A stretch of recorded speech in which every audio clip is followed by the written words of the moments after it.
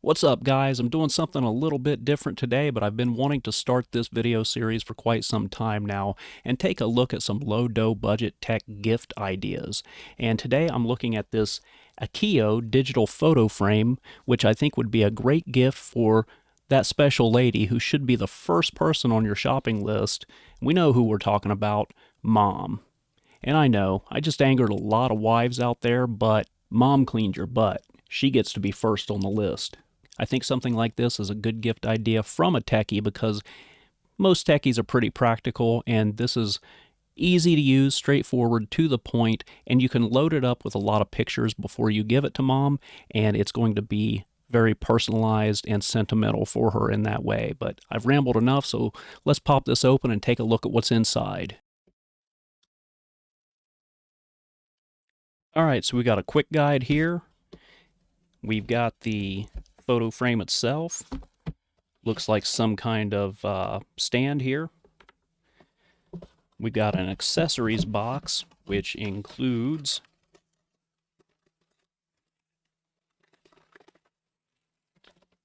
the accessories are a power cable.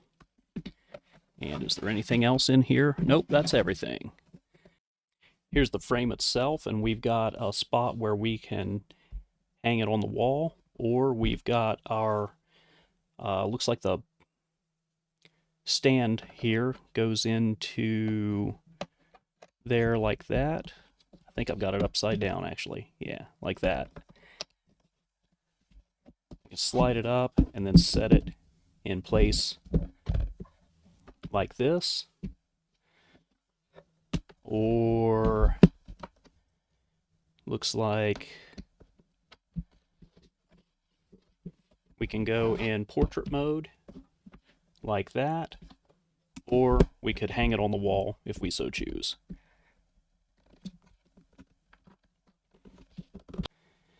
So we've got a power button on the back here, and it looks like we've got a micro USB port. We've got a micro SD card slot, and it looks like this is our port for the power cable. We've also got a reset button over here. And it looks like this is just it's just set in a wood frame, so it can be removed from this if you would want to put it in a different picture frame. I'm going to plug it in now and power it up. All right, so I've plugged it in, and I'm hitting the power button now.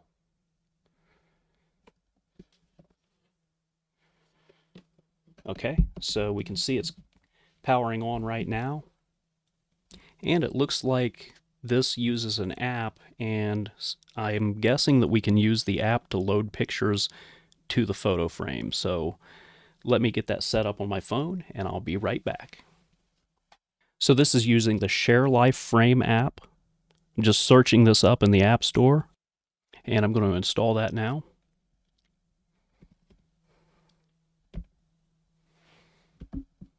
Once that app's installed, we can open that. It needs to have access to photos. All right, so I've got to create an account. I'm going to do that and log in, and we'll be right back. All right, so with the account registered, it's now looking for a frame. And it looks like it's found our frame here, 1195, and that matches what we've got here. So I'm going to hit add, and now it's asking me to put the frame on my Wi-Fi. I'm going to go ahead and do that. It's found the frame. Everything looks to be adding up here, so I'm going to put in a name for the frame now. I'm just going to keep it simple and call this one Photo Frame 1. And it's prompting us to invite friends. I'm going to skip that. And now I can upload photos from my phone.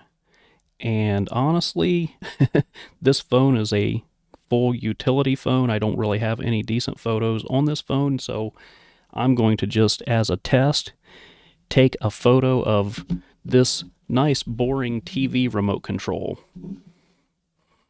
That should be fine. I'm going to send it.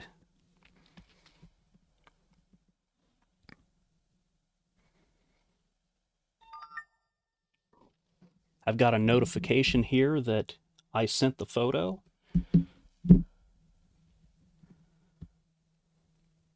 And here we can see that it's now displaying that picture of the TV remote that I took.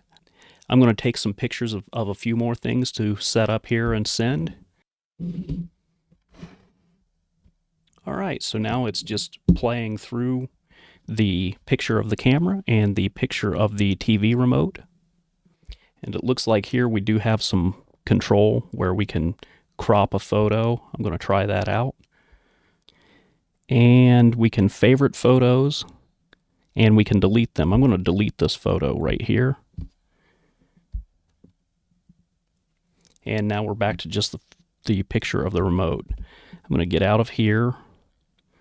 Now I'm moving into the section where I'm testing out a micro SD card on this frame. And I wanted to take a second to explain the folder structure that you're looking at here. So the first time I copied photos to the micro SD card, this folder structure that you're looking at right here did not exist. I just copied a bunch of JPEGs to the root of the SD card and I put them in the frame and it played all of the JPEGs just fine. When I pulled the micro SD card out to put more photos on that micro SD card, I noticed that the system had created this folder structure.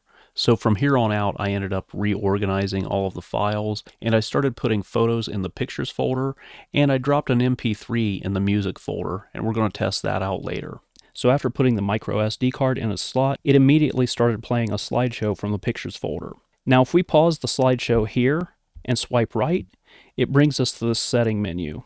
And here we can take a look at the settings for the device and we can go through all of these different settings. This is all pretty self-explanatory. I'm going to look at frame here and we've got some frame settings in here, like we can touch for sound and turn system sound up and down, notification sound up and down, and we can have some control over the display here.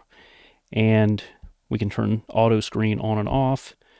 We can set the date and time manually, but it's getting this from our location settings here, so I'm just going to leave that alone.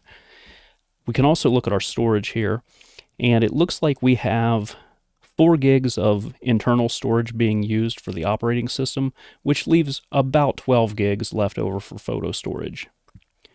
And of course we do have our micro SD card that I've plugged in here, and it's showing the storage data for that as well. Here we can turn on time and weather, and we can also turn on music during playback. And I've got an MP3 file loaded in the music folder of this device, so let's test that out now.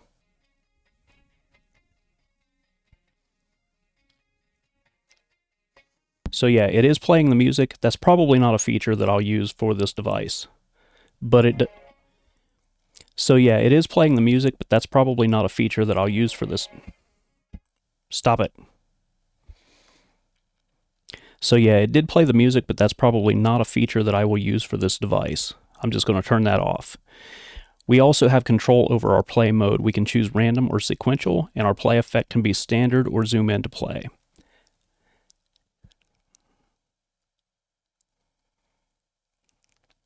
We can also look at the music that we have stored, and I have this one MP3 file here. I'm assuming that if I load more on here, they'll show up, but I'm not going to be using the music player feature of this device. I think there are better options than that for this, but the option is there if you so choose.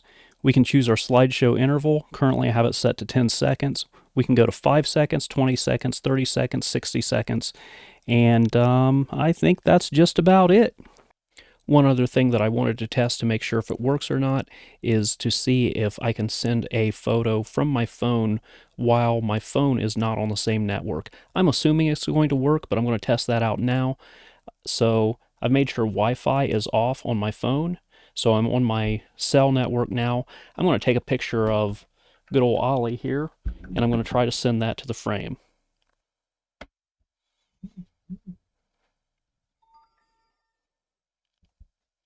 And there's my picture of Ollie. It did come through.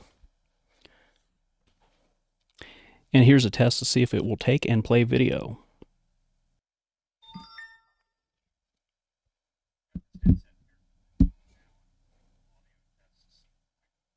So it is indeed playing the video, and it's playing the audio along with it as well. So if you wanted to surprise somebody with a video message, that could be pretty cool, but I could also see where that would get annoying if they have the sound turned on for the video. So that's something to keep in mind. So if you're setting this up maybe for somebody who is an elderly person and they can't figure out how to turn that sound off, you might not want to do that.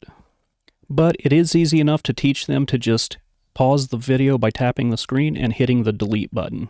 If you're ever in a position where you would want to send a photo from your PC rather than from your phone, all you would have to do is send that photo in an email to your frame ID at voger.cloud. So my final thoughts of the Akiyo D8 digital photo frame, well, I think this thing is awesome. I think this is a great gift idea for the elderly person who you want to surprise them with photos out of nowhere, because like I said, you can load up the app on your phone and you can send them photos whenever you want through the app, and it'll show up as long as this is on Wi-Fi. So one of the cool things that I thought about doing with this, I installed the app on 2 different phones and had no problem sending photos through the app on each phone. So I think what I'm going to do is just create a dummy email address and tie an account to Akiyo with that. And I'm going to give my sister the credentials so that she can send photos to my mom, and I can send photos to my mom, and my mom might be just sitting around watching TV and look over and see some new pictures come up, and that will make her day to see things like that. My mom loves a digital photo slideshow on a PC screensaver, so something like this that she can have just out of the corner of her eye where she watches TV, and be able to look at new photos coming in and get a little chime that comes in when a new photo does come in, and she'd be able to look at it. Like if I take my kids to the zoo, or my sister takes her kids and does something like that, my mom being able to get surprises like that will make her day. And I could see if maybe somebody were tied down in a nursing home, and they couldn't get out much, and maybe their family isn't able to go see them every day, being able to send them new photos that they can enjoy through something like this is a fantastic gift idea. But I'm going to wrap this one up. That's it for now. Thanks for watching, and I'll see you next time.